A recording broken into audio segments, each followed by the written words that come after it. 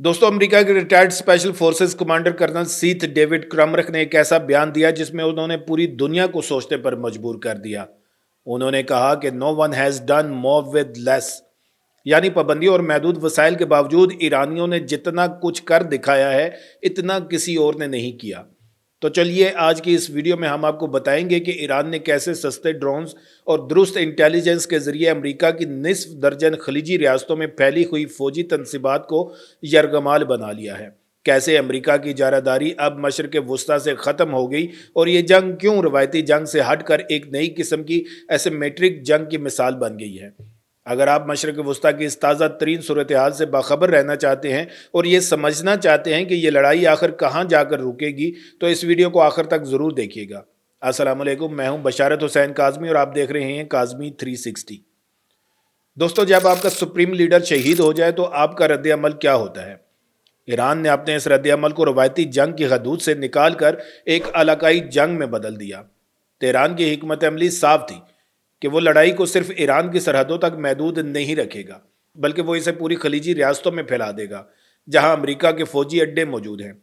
ईरानी मनसूबा साजों ने यह सोचा कि अगर वो सिर्फ इसराइल या ईरान में मौजूद अमरीकी फोर्सेस को निशाना बनाएंगे तो असर महदूद होगा, लेकिन अगर वो इन तमाम ममालिक को इस जंग में घसीट लें जो अमरीका को अपनी सरजमीन इस्तेमाल करने की सहूलत दे रहे हैं, तो अमरीका की पूरी इलाकाई हिकमत अमली दाव पर लग जाएगी। और यही हुआ। अगले ही दिन से ईरान ने खलीजी ममालिक में वाक़या अमरीकी अड्डों, सफारत खानों और अहम तनसीबात पर बलिस्टिक मिसाइलों और ड्रोन्स की बारिश शुरू कर दी। ये कोई एक आध हमला नहीं था, बल्कि महीनों तक जारी रहने वाली एक मुनज़्ज़म और मुसलसल मुहिम थी। एक अंदाजे के मुताबिक जंग के पहले 12 दिनों में ईरान ने खलीजी ममालिक पर 3133 से जायद हमले किए, जिनमें 783 मिसाइल और 2350 ड्रोन तैयारे शामिल थे। ये तादाद अपने आप में बता रही है कि ईरान ने किस लेवल की जंग लड़ी है। अब सवाल यह है कि ईरान ने इन हमलों के लिए अपने अहदाफ का इंतखाब कैसे किया? क्या वो अंधाधुंध मिसाइल दाग रहा था? बिल्कुल नहीं। कर्नल क्रमरुख के मुताबिक ईरान के पास न सिर्फ ये दुरुस्त मालूमात थी कि अमरीकी फ़ौजी कहाँ मौजूद हैं, बल्कि उनके पास अमरीकी फ़ौजियों के मामूलात ज़िंदगी, उनकी नकलो हरकत और उनके लॉजिस्टिक निज़ाम की तफसीलात भी थी। ईरानी मनसूबा साज जानते थे कि कौन सा अड्डा किस वक्त कमज़ोर है, कौन सी रेडार तनसीब कब ऑन है और कौन सा ईंधन का ज़हीरा कितना अहम है। इस दुरुस्त मालूमात की बुनियाद पर उन्होंने ऐसे अहदाफ चुने जिनको नुकसान पहुंचाना महंगे तरीन दफाई निज़ामों को चकमा देने के मुतरादिफ था। दोस्तों, आइए आप बात करते हैं इस जंग के असल हीरो यानी ईरानी ड्रोन्स की। ईरान के पास जदीद तरीन F-35 तैयारे तो नहीं, लेकिन इसके पास शायद दुनिया का सबसे खतरनाक हथियार है, वो भी इंतहाई सस्ते दामों में। यह सिर्फ कीमत का फर्क नहीं है, बल्कि ईरान ने इन ड्रोन्स को इस्तेमाल करने का ऐसा तरीका निकाला है जिसने अमरीकी दिफा को बुरी तरह उलझा कर रख दिया है। ईरानी ड्रोन्स की लहरें एक के बाद एक मुसलसल आती रहीं। कभी उन्होंने समंदर की सतह से बहुत नीचे उड़ान भरी ताकि रडार की पकड़ में ना आए, कभी उन्होंने मुख्तलिफ रास्ते इख्तियार किए ताकि दिफाई निज़ाम कन्फ्यूज हो जाए। यूक्रेन की जंग में रूस ने इन्हीं ड्रोन्स को यूक्रेन के बुनियादी ढांचे को तबाह करने के लिए इस्तेमाल किया और ईरान ने वहां से सीखे गए सबक को इस जंग में बुरोए कार लाया।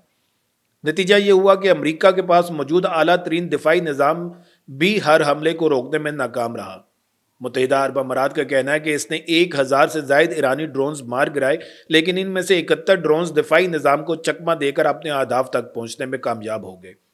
ये 71 ड्रोन ही वो थे जिन्होंने दुबई के पाम जमेरा में वाक़या एक होटल को निशाना बनाया, बहरीन में अमरीकी 5th फ्लीट के हेडक्वार्टर में नस्ब रेडार को तबाह किया, सऊदी अरब की सबसे बड़ी ऑयल रिफाइनरी में आग लगा दी और कतर की दुनिया की सबसे बड़ी LNG बरामद करने वाली तनसीब को आर्जी तौर पर बंद होने पर मजबूर कर दिया। इन हमलों ने खित्ते में खौफ की ऐसी लहर पैदा कर दी कि आम शहरियों की जिंदगियां भी खतरे में पड़ गईं। लेकिन ईरान ने सिर्फ ड्रोन्स पर इन्हसार नहीं किया, उसकी बैलिस्टिक मिसाइलों की ताकत भी कम नहीं है। ईरान के पास मगरबी एशिया का सबसे बड़ा बैलिस्टिक मिसाइल ज़ख़ीरा है।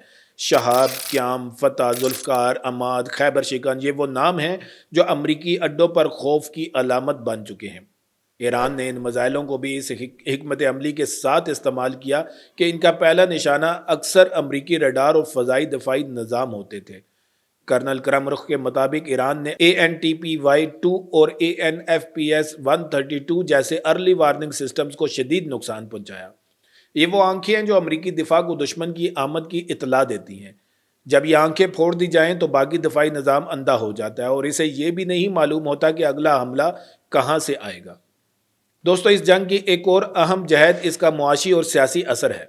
ایران نے جب اپنائے ہرمز میں تیل کی ٹینکرز کی آمد و رفت کو محدود کیا تو عالمی منڈی میں تیل کی قیمتیں $100 فی بیرل سے تجاوز کر گئیں۔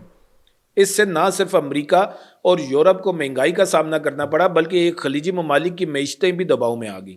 دبئی جیسا شہر جو سیاحت اور کاروبار کا مرکز ہے، وہاں بین الاقوامی پروازیں معطل ہوئیں، ہوٹلوں پر ڈرون گرے اور ایک ڈرون حملے کو ناکام بناتے ہوئے اس کا ملبہ ایک کار پر گرا جس سے ایک شخص ہلاک ہو گیا۔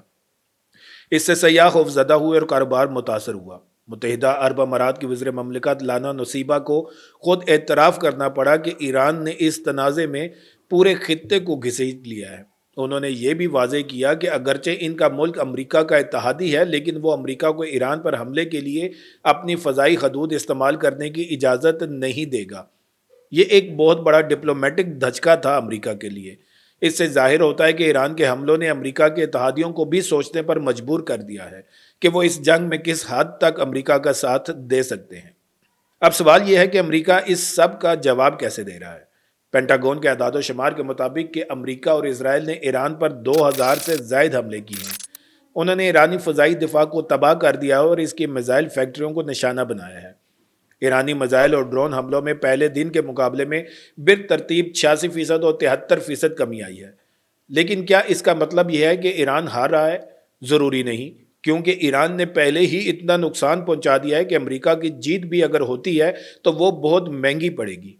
ایران نے اپنے 3133 سے زائد حملوں میں خلیجی ممالک میں امریکہ کی کم از کم 17 فوجی تنصیبات کو نقصان پہنچایا ہے۔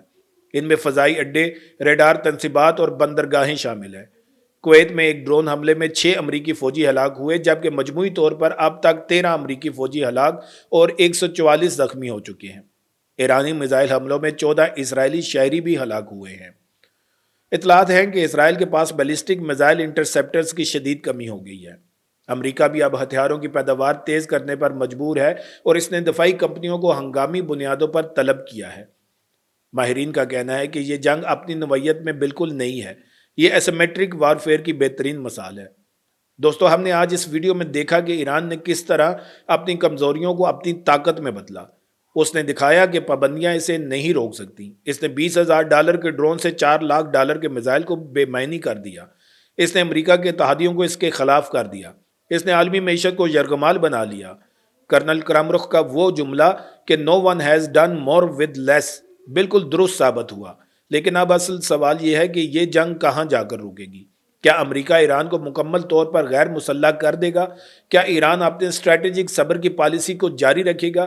کیا یہ جنگ تیسری عالمی جنگ میں بدل جائے گی؟ ان سوالوں کے جواب تو وقت ہی دے گا، لیکن اتنا طے ہے کہ مشرق وسطیٰ کا نقشہ ہمیشہ کے لیے بدل چکا ہے۔ اگر آپ کو ہماری یہ تجزیاتی ویڈیو پسند آئی ہو تو اسے لائک کریں، اپنے دوستوں کے ساتھ شیئر کریں تاکہ وہ بھی اس جنگ کی اصل حقیقت سے آگاہ ہو سکیں، اور ہمارے چینل کو سبسکرائب کرنا مت بھولیے گا۔ نیچے کمنٹس میں ہمیں بتائیں کہ آپ کے خیال میں اس جنگ کا انجام کیا ہوگا۔ کیا ایران واقعی امریکہ کو مشرق وسطیٰ سے باہر نکال سکتا ہے؟ اس ویڈیو کو آخر تک دیکھنے کا بہت شکریہ۔ پھر ملیں گے اپنی ایک نئی ویڈیو کے ساتھ۔ اللہ تعالیٰ آپ سب کا حامی و ناصر ہو۔ پاکستان زندہ باد۔